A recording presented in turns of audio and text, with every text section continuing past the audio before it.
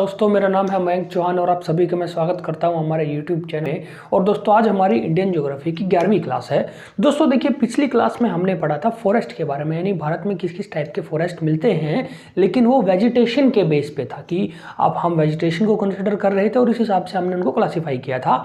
आज की क्लास में दोस्तों हम देखेंगे कुछ और फर्दर टाइप्स उनके, जैसे कि सबसे पहले बात करेंगे रिजर्व, प्रोटेक्टेड और अनक्लास फॉरेस्ट की, ठीक। और उसके बाद दोस्तों हम दूसरे टॉपिक जो होगा उसमें बात करेंगे national park, wild life sanctuary और बायोस्फीयर रिजर्व्स की। देखिए बेसिकली जंगल का ही पार्ट होते हैं, लेकिन उनको अलग अलग क्लासिफाई किया गया है अलग अलग सिचुएशन के बेस पे। जैसे दोस्तों पहली चीज हम बात करते हैं कि देखिए जब गवर्नमेंट ने सोचा कि चलो हमें फॉरेस्ट को प्रोटेक्ट करना चाहिए, तो गवर्नमेंट ने अपनी 3 अलग कैटेगरी हमें दी। तो दोस्तों हम देख सकते हैं कि on the basis of protection from government, तो गवर्नमेंट के प्रोटेक्शन के तौर पे जो फॉरेस्ट है उनको 3 अलग अलग कैटेगरी में डिवाइड किया गया है। दोस्तों सबसे पहली जो कैटेगरी है वो है reserve forest.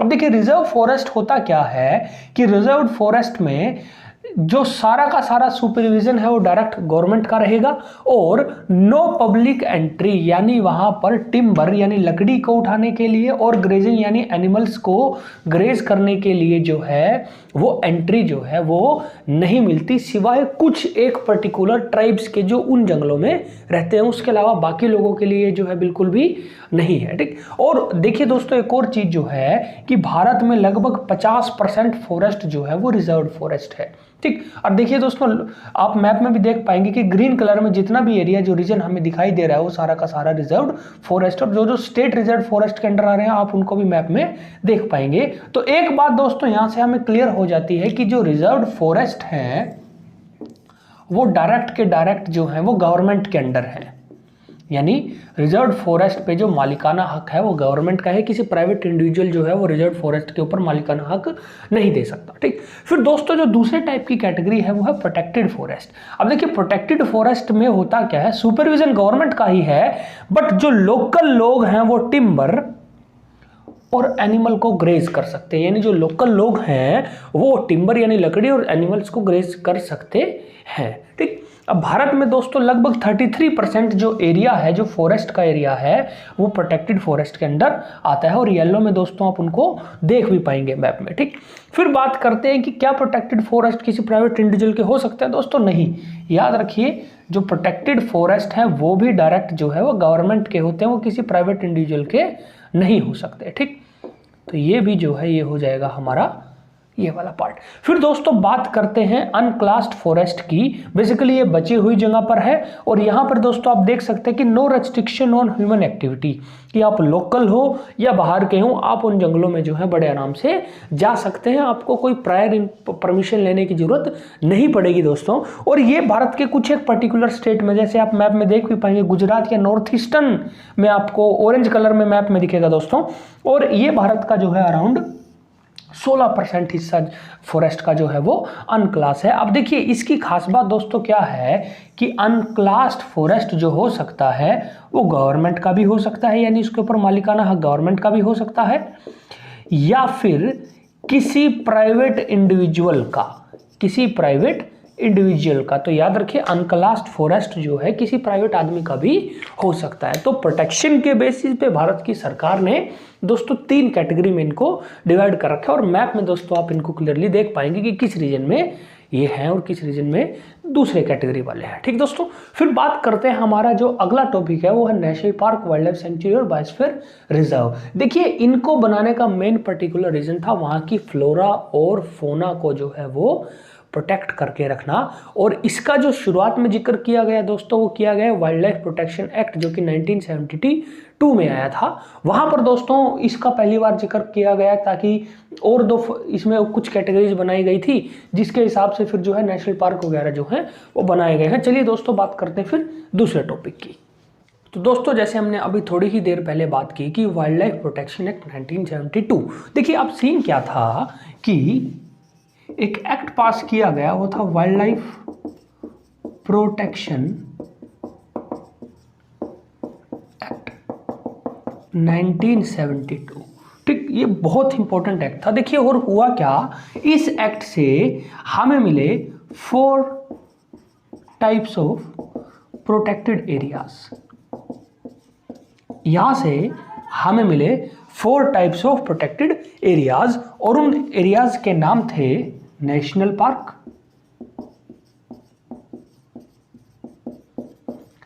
Wild life sanctuary,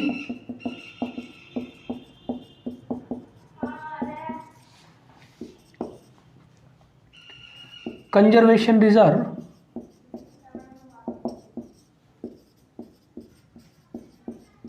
और कम्युनिटी रिजर्व।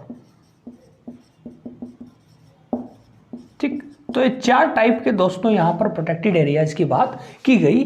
बाद में थोड़े टाइम बाद जो है एक 5वीं प्रोटेक्टेड टाइप की रिजर्व वो भी आया, वो था बायोस्फीयर रिजर्व।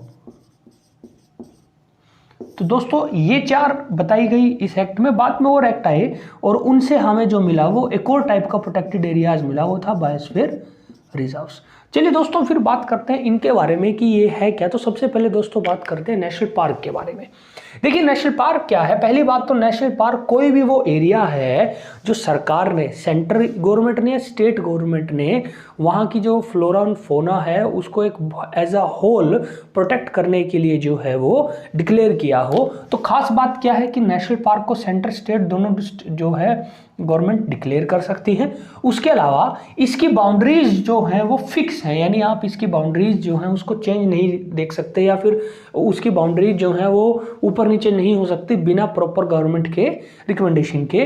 दूसरा, यहाँ पे बिना परमिशन के आपको एंट्री अलाउड नहीं है। ठीक, उसके अलावा दोस्तों यहाँ पे ह्यूमन एक्टिविटी जो है वो भी अलाउड नहीं है। एक पर्टिकुलर ग्रुप यहाँ पे जो ट्राइबल लोग रहते हैं बाई चांस अगर होंगे तो उनको कुछ मात्रा में अलाउड है, वरना बिल्कुल भी यहाँ पर नेशनल पार्क में अलाउड नहीं है। ठीक, तो प्रेजेंटली दोस्तों यानी 2020 की अगर हम बात करें तो हमारे पास 101 नेशनल पार्क है।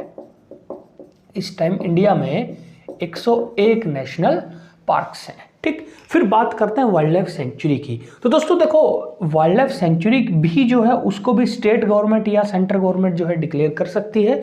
अब सीन क्या है, नेशनल पार्क में हम फ्लोरा फोना को एज अ होल प्रोटेक्ट करते हैं, लेकिन वाइल्ड लाइफ सेंचुरी की खास क्या बात रहती है कि ये particular type of flora fauna को बचाती है। तो ये बचाती है पर्टिकुलर टाइप ऑफ फ्लोरा और फोना, यानी ये किसी एक पर्टिकुलर टाइप के पेड़ पौधों को या फिर किसी एक पर्टिकुलर टाइप के जानवर को बचाने के लिए बनाई जाती है। कंपैरेटिवली इसका जो साइज होता है दोस्तों वो काफ़ी कम होता है। ठीक, दूसरा, इसकी बाउंड्री भी दोस्तों फिक्स नहीं है, इसकी बाउंड्री भी फिक्स नहीं है। आमतौर पे क्या होता है कि कई बार वाइल्ड लाइफ सेंचुरी वाले रीजन के अंदर कुछ गांव पड़ जाते हैं। तो देखिए अगर अंदर गांव पड़ गए तो हम जो है वहाँ पर ह्यूमन एक्टिविटी को जो है वो रेस्ट्रिक्ट नहीं कर सकते। तो यहाँ पे ह्यूमन एक्टिविटी भी अलाउड है। और आज के टाइम में यानी 2020 में दोस्तों हमारे पास 553 वाइल्ड लाइफ सेंचुरी है। आज के टाइम में हमारे पास 553 वाइल्ड लाइफ सेंचुरीज हैं। ठीक, फिर दोस्तों बात करते हैं जो कंजर्वेशन रिजर्व थी और कम्युनिटी रिजर्व थी। दोस्तों देखिए अब कंजर्वेशन रिजर्व जो है कई बार क्या होता है, एक नेशनल पार्क और दूसरा नेशनल पार्क एक दूसरे के काफ़ी क्लोज होते हैं, यानी उनके बीच में कुछ ऐसा रीजन होगा, एरिया होगा जो कि नेशनल पार्क या वाइल्ड लाइफ सेंचुरी नहीं है। तो आमतौर पे ऐसे रीजन को हम बना देते हैं कंजर्वेशन रिजर्व। अब देखिए कंजर्वेशन रिजर्व के लिए दोस्तों एक खास बात हमें पता होनी चाहिए कि ये स्टेट गवर्नमेंट ही डिक्लेयर कर सकती है, इसको सेंट्रल गवर्नमेंट डिक्लेयर नहीं कर सकता कंजर्वेशन रिजर्व को। और इसमें आमतौर पे जो लोकल कम्युनिटी हैं उनकी भी रिकमेंडेशन लेनी पड़ती है, यानी अगर लोकल कम्युनिटी ने कहा है वहाँ पे उस एरिया में जो रहती है तभी आप उसको कंजर्वेशन रिजर्व जो है वो घोषित कर सकते हो, वरना दोस्तों उनको नहीं डिक्लेयर किया जा सकता। और आज के टाइम में प्रेजेंटली इंडिया में दोस्तों 88 कंजर्वेशन रिजर्व है। ठीक, फिर बात करता है कम्युनिटी रिजर्व। देखिए इसमें वर्ड आ गया कम्युनिटी। अब कम्युनिटी रिजर्व को भी दोस्तों जो है वो स्टेट गवर्नमेंट ही डिक्लेयर कर सकती है, और यहाँ पे कम्युनिटी का बहुत बड़ा रोल है। देखिए कम्युनिटी का रोल मतलब कि जब भी किसी एरिया में, चाहे वो national park wild life sanctuary के पास हो या दूर हो बहुत, तो जब भी किसी एरिया में वहाँ की लोकल कम्युनिटी वॉलंटियर करती है कि हम उस एरिया की जो फ्लोरा फोना है उसको बचाएंगे, तो सरकार उसको कम्युनिटी रिजर्व घोषित कर सकती है। ठीक, और आज के टाइम में दोस्तों प्रेजेंटली जो टोटल कम्युनिटी रिजर्व है भारत में वो है 127। ठीक। फिर बाद में जैसे दोस्तों हमने बात की बायोस्फीयर रिजर्व एक अलग नई प्रोटेक्टेड एरिया डिक्लेयर किया गया। तो अब बायोस्फीयर देखिए होता क्या है। बायोस्फीयर देखो दोस्तों, सबसे पहला वर्ड हमें बायोस्फीयर समझना पड़ेगा। बायोस्फीयर होता है एटमॉस्फेयर, हाइड्रोस्फीयर और लिथोस्फीयर, यानी जमीन, यानी बेसिकली जमीन, आसमान और पानी, इन तीनों के मिश्रण। अब देखिए ये रीजन बहुत ज़्यादा बड़ा होता है और इसमें आमतौर पर बायोस्फीयर रिजर्व में किया क्या जाता है, एक या एक से ज़्यादा नेशनल पार्क और वाइल्ड लाइफ सेंचुरी को मर्ज करके एक बहुत बड़ा रीजन डिक्लेयर कर देते हैं। ठीक, वो हमारा हो जाता है बायोस्फीयर रिजर्व। तो दोस्तों ये है large protected area often include one और मोर नेशनल पार्क और वाइल्ड लाइफ सेंचुरी, ये भी हो गया। और देखिए इसकी बाउंड्री जो है दोस्तों वो भी फिक्स है। तो आप अगर वाइल्ड लाइफ सेंचुरी की देखेंगे उसकी बाउंड्री फिक्स नहीं है, बाकी नेशनल पार्क और बायोस्फीयर रिजर्व की बाउंड्री है दोस्तों वो फिक्स रहती है। और आज के टाइम में टोटल जो दोस्तों हमारे पास बायोस्फीयर रिजर्व है वो है 18 बायोस्फीयर रिजर्व। ठीक, तो 2020 में हमारे पास 18 बायोस्फीयर रिजर्व है। ठीक, तो दोस्तों मुझे उम्मीद है यहाँ से आपका डिफरेंस क्लियर हो जाना चाहिए कि conservation reserve, community reserve, national park, wild life sanctuary, biosphere reserve में दोस्तों डिफरेंस क्या होता है। अब हम देखते हैं एग्जाम में आने वाले कुछ important national park, wild life sanctuary, biosphere reserve और मैप में उनकी लोकेशन कहाँ पर पड़ती है। अब दोस्तों देखिए जब हम नेशनल पार्क की बात करते हैं तो सारे के सारे नेशनल पार्क जो हैं वो कराना हमारे लिए पॉसिबल नहीं हो पाएगा इस क्लास में, लेकिन हम कुछ इंपॉर्टेंट नेशनल पार्क की बात करेंगे और कोशिश करेंगे कि एग्जाम में जो अब तक नेशनल पार्क आ चुके हैं हम लगभग सबको जो है वो कवर करते चलें। तो चलिए दोस्तों शुरू करते हैं। सबसे पहले दोस्तों जो नेशनल पार्क है वो है valley of flower national park और ये उत्तराखंड में है। उसके बाद नेशनल पार्क है दुधवा जो कि यूपी में है। अब दोस्तों एक खास चीज देखिए, हमें पता है कि भारत में वन हॉर्न राइनो यानी एक सींग वाले गैंडे बहुत फेमस हैं। ठीक है, पूरी दुनिया में लगभग वो भारत में ही मिलते हैं और भारत में वो मिलते हैं नॉर्थ ईस्टर्न स्टेट में, पर दुधवा जो है वहां पर हमें वन हॉर्न राइनो मिलते हैं। भारत सरकार ने कोशिश की है कि वन हॉर्न राइनो को जो प्लेन एरियाज हैं गंगा वाले उन रीजन में भी बसाने की कोशिश की जाए। तो दुधवा में वन हॉर्न राइनो कुछ लेकर आए गए हैं ताकि देख सके कि क्या वो इस माहौल में ठीक से फल फूल पाएंगे कि नहीं। उसके बाद आता है राजीव गांधी नेशनल पार्क जो कि आंध्र प्रदेश में है। फिर आता है नामदाफा नेशनल पार्क अरुणाचल प्रदेश में, काजीरंगा नेशनल पार्क असम में। अब ये है original home of one horn rhino, यानी एक सींग वाले गैंडे का जो असल घर है, यानी पूरे भारत में सबसे ज्यादा जो उनकी मात्रा है वो मिलती काजीरंगा में। मानस भी असम में पड़ता है और मानस में भी हमको वन हॉर्न राइनो मिलते हैं। फिर है वाल्मीकि। वाल्मीकि दोस्तों जो है वो है बिहार में। वाल्मीकि नेशनल पार्क जो है वो है बिहार में। फिर बात करते हैं दोस्तों इंद्रावती की। इंद्रावती जो है वो छत्तीसगढ़ में है। फिर है कांगर वैली या कांगर घाटी नेशनल पार्क जो कि छत्तीसगढ़ में है। मोलम नेशनल पार्क गोवा में है। गिर नेशनल पार्क है गुजरात में और गिर जो है वो है होम ऑफ एशियाटिक लायन। तो एशियाई शेर जो हैं दोस्तों वो पूरी दुनिया में गिर में मिलते हैं। फिर है वल्लभदौर जो कि ये भी गुजरात में है। फिर है बांसड़ा या फिर वांसड़ा, ये भी गुजरात में है। फिर है सुल्तानपुर जो कि हरियाणा में है, पहले बर्ड सेंचुरी हुआ करती थी। फिर है ग्रेट हिमालय नेशनल पार्क जो कि हिमाचल प्रदेश में है। Valley of flower national park ये भी दोस्तों हिमाचल प्रदेश में है। फिर है पलमाऊ जो कि झारखंड में पड़ता है। बांदीपुर और नागरहोल नेशनल पार्क ये दोनों के जो है कर्नाटक में है। फिर है क्लाउडेड लेपर्ड जो कि त्रिपुरा में पड़ता है। Jaldapara national park West Bengal में। Silent valley national park Kerala में। पेंच, बांधवगढ़ और कान्हा ये तीनों जो है ये मध्य प्रदेश में पड़ते हैं। संजय गांधी नेशनल पार्क जो है वो महाराष्ट्र में पड़ता है। फोसिल नेशनल पार्क दोस्तों पड़ता है मध्य प्रदेश में। और फोसिल नेशनल पार्क का जो एरिया है दोस्तों वो है 0.02 स्क्वायर किलोमीटर। इसका जो एरिया है वो है 0.02 स्क्वायर किलोमीटर और ये भारत का स्मॉलेस्ट नेशनल पार्क है। अगर आप एरिया वाइज बात करेंगे तो स्मॉलेस्ट नेशनल पार्क है हमारा फोसिल नेशनल पार्क जो कि मध्य प्रदेश में है। फिर है कैबुल लमजाओ नेशनल पार्क जो कि मणिपुर में है। दोस्तों ये है फ्लोटिंग नेशनल पार्क, ये है फ्लोटिंग नेशनल पार्क। तो याद रखिए कैबुल लमजाओ जो है वो फ्लोट करता हुआ नेशनल पार्क है। अब ये कैसे पॉसिबल है दोस्तों? देखिए, हमने कुछ लेक्चर्स पहले, कुछ क्लासेस पहले लेक्स इन इंडिया करी थी और उसमें हमने लेक की थी मणिपुर में लोकटक लेक, और बात की थी कि उसमें तैरते हुए आइलैंड बड़े फेमस हैं। ठीक, तो बेसिकली उन आइलैंड पे ही बना हुआ है हमारा कैबुल लमजाओ नेशनल पार्क। तो ये याद रखिए दोस्तों, ये लोकटक लेक के ऊपर तैरता है। ठीक, कैबुल लमजाओ जो है लोकटक लेक के ऊपर तैरता है। फिर है बलपकराम नेशनल पार्क जो कि मेघालय में है। भितरकनिका नेशनल पार्क ये उड़ीसा में है। रणथंभौर और सरिस्का ये दोनों नेशनल पार्क जो है राजस्थान में है। गुंडी नेशनल पार्क, अन्नमलाया या फिर जिसको इंदिरा गांधी नेशनल पार्क बोलते हैं, दोनों तमिलनाडु में है। फिर है कॉर्बेट, राजाजी और नंदा देवी, ये तीनों नेशनल पार्क जो है ये उत्तराखंड में है। अब दोस्तों देखिए, जो कॉर्बेट नेशनल पार्क है ये है first national park of India.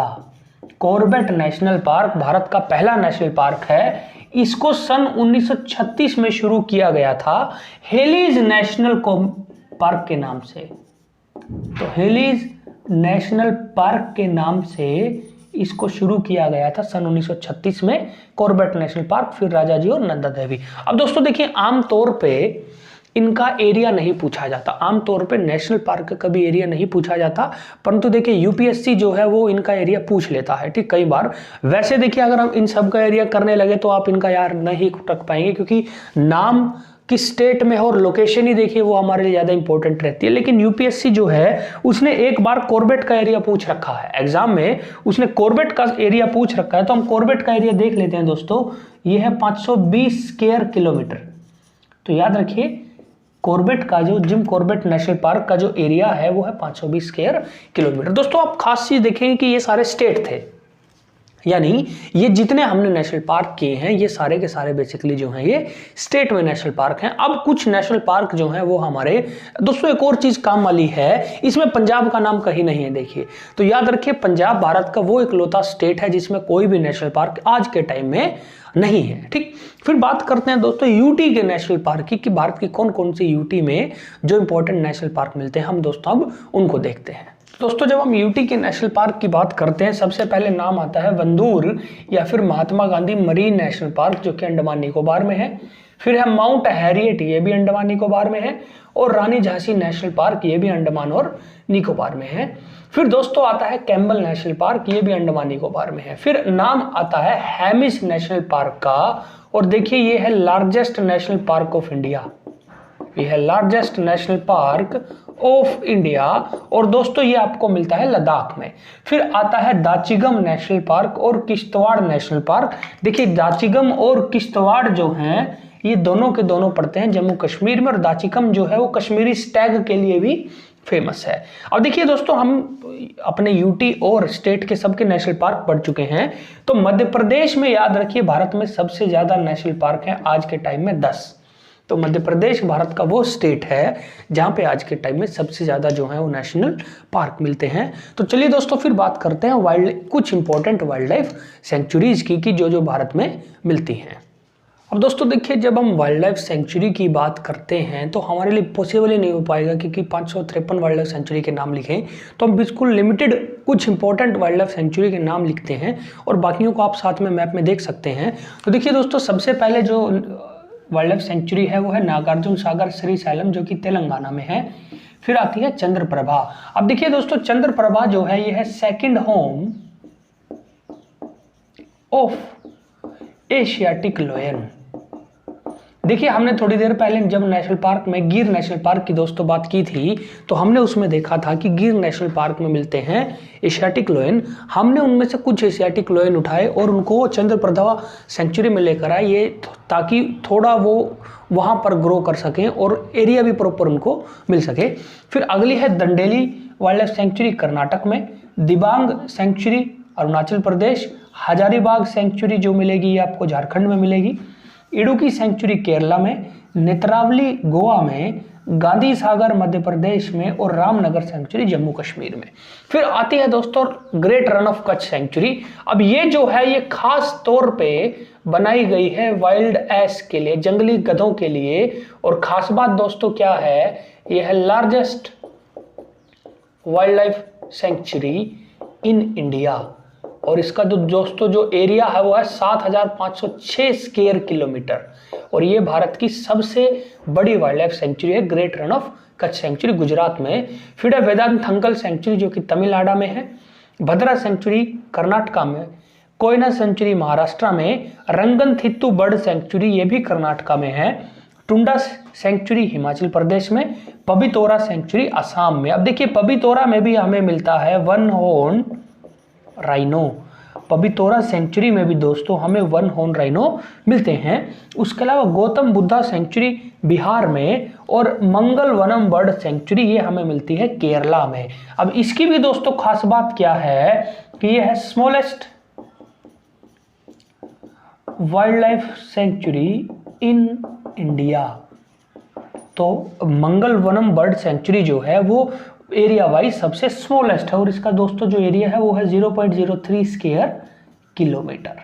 ठीक, तो ये कुछ इंपॉर्टेंट वाइल्ड लाइफ सेंचुरी हैं दोस्तों और आप इनको और दूसरी इंपॉर्टेंस को मैप में भी देख सकते हैं। ठीक दोस्तों, फिर बात करते हैं जो हमारी तीसरी कैटेगरी थी यानी वाइल्ड लाइफ बायोस्फीयर रिजर्व्स की। तो अब बायोस्फीयर रिजर्व देखते देखिए बायोस्फीयर रिजर्व क्योंकि सिर्फ 18 हैं तो हम 18 के 18 ही लिखेंगे और उनके सबको उनको मैप में भी देखते चलेंगे। दोस्तों देखिए जो पहला बायोस्फीयर रिजर्व है वो है नीलगिरी बायोस्फीयर रिजर्व जो कि तमिलनाडु और केरला में पड़ता है। अगला बायोस्फीयर रिजर्व है नोकरेक बायोस्फीयर रिजर्व मेघालय में, फिर है नंदा देवी बायोस्फीयर रिजर्व उत्तराखंड में, मानस बायोस्फीयर रिजर्व आसाम में, gulf of Mannar biosphere reserve Tamil Nadu में, Sundarban biosphere reserve West Bengal में, great Nicobar biosphere reserve Andaman Nicobar में, सिमलीपाल जो है वो उड़ीसा में, डिब्रू सैखोवा जो है वो अरुणाचल प्रदेश में, पंचमढ़ी मध्य प्रदेश, कंचनजुंगा जो है वो सिक्किम में, अगस्थमलाया बायोस्फीयर रिजर्व केरला में, अचानकमार अमरकंटक मध्य प्रदेश और Chhattisgarh, great Rann of Kutch Gujarat में, दिबांग और दिबांग जो है वो अरुणाचल प्रदेश में, कोल्ड डेजर्ट हिमाचल प्रदेश, शेषलम कर्नाटका और पन्ना मध्य प्रदेश। तो दोस्तों ये 18 बायोस्फीयर रिजर्व हैं, आप इनको मैप में भी देख सकते हैं इनकी लोकेशन। ठीक,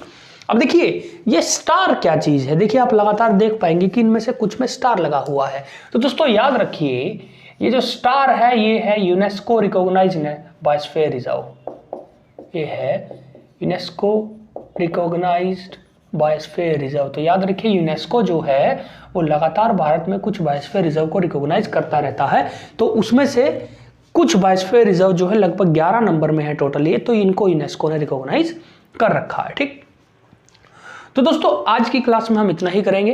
अगर आपको हमारी क्लास अच्छी लगी हो दोस्तों तो हमारे चैनल को लाइक कीजिए, शेयर कीजिए और सब्सक्राइब कीजिए और यूं ही हमारे चैनल को देखते रहिए दोस्तों, सपोर्ट करते रहिए। जय हिंद।